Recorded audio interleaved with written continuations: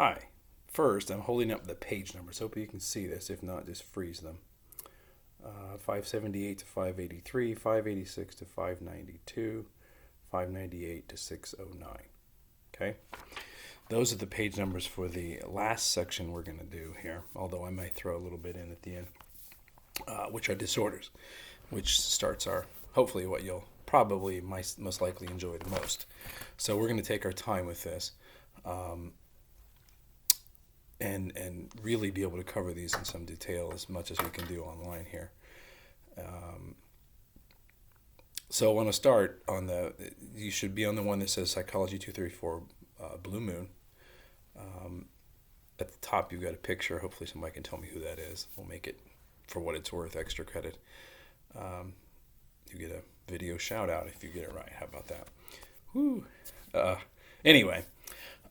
What we're going to talk about first is conflict, kind of introduce before we get to the actual disorders, about what creates disorders. Now, sometimes these are inborn, sometimes these are created by stressors, sometimes they're a combination of things, sometimes, demons, whoever knows, who knows, whatever. But anyway, at the very top there, we're talking about three different types of conflicts. So we're going to talk about what these are. These are the things you face on the large scale, sometimes, thankfully not often, or small scale, even little things. Motivating yourself to get to work on this stuff or not, kind of thing. And we're going to talk also about why these conflicts are stable or unstable. That's basically what resolves. Okay, and we're going to see how that works. Okay, so I'll try to do all three of these today. If not, I may just do one or maybe two of them. We'll see how it goes. But again, I don't want to rush through and just throw this out here. So you have these different types of conflicts. The first one is called an approach. Okay, and this is ideally the best kind, if you will, because you are choosing, and here's what I'd like you to put down. You're choosing between two equally desirable options. Two equally desirable options. So if you think about... the one I would probably do in class is think about two, I don't know, girls, whoever the two hottest guys in Hollywood are to you. I'm just going to make this up. I have no idea. The Thor guy, the guy that plays Thor, and the guy that plays, who somebody hot, I don't know. His brother, that guy from Hunger Games, that's probably not anyway. But you get the idea. Really attractive. Or if you look at females, you think about someone like, I don't know who. Some people, Natalie Portman from Star Wars and stuff, or Scarlett Johansson from the Marvel stuff. And they both, not at the same time, but they show up on your, hello, hi, would you like to go on a date? And then at the same time you get a text or whatever you get. Hi, would you like to go on a date? So you've got these two very desirable options at the same time, which sounds like fun, but what do? You go out with hunk number one, hunk number two, or maybe somebody offers you free, your two favorite foods in the world. Here's lobster, here's crab, or whatever. I think on a menu, sometimes these both really sound good, but you only have room for one. So what do? That's an approach conflict. Okay, which sounds good, except for this is considered what's known as an unstable conflict. Okay. And I think I'm going to leave this as a little writing for you. What's the problem with an approach conflict? Okay. What's the big problem with it? The second type is called an approach avoidance conflict.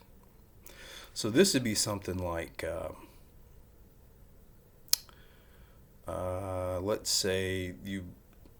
let's go back to the dating thing. It's Chris Hemsworth you've chosen. But in order to date him, you have to also hang out with his younger sister, who's really, really, really, really annoying. Or his mother insists on coming to the date. So there's you get Chris Hemsworth, but you also have to put up with this negative thing. Think about, in seriousness, dating someone who has a very overbearing parent, and that this may have happened to you, or even just being friends with somebody. Is it worth putting up with the parent for the the friendship or the love or whatever it is? Or maybe something, you really like someone, but then you find out they have a very annoying habit. I mean, Jerry Seinfeld made a career out of this in his show. He would have a girlfriend, and everything would be good until he'd notice one thing: her hands were too big, or her voice was like this, or she snorted, or something like that. And that was always enough, because he picked and picked and picked at it, which made the conflict that much worse. So here you've got a desirable alternative with an undesirable companion, I guess is put it that way. Think about, you've got a hot date but pushy parents, or you've got a hot date and you fear rejection. So you've got this girl or this guy you want to be friends with, or text or hang out or whatever, but you don't know if they're going to reject you. So the approach avoidance conflict is actually a stable conflict, because, and it sounds worse, but it's actually better. If you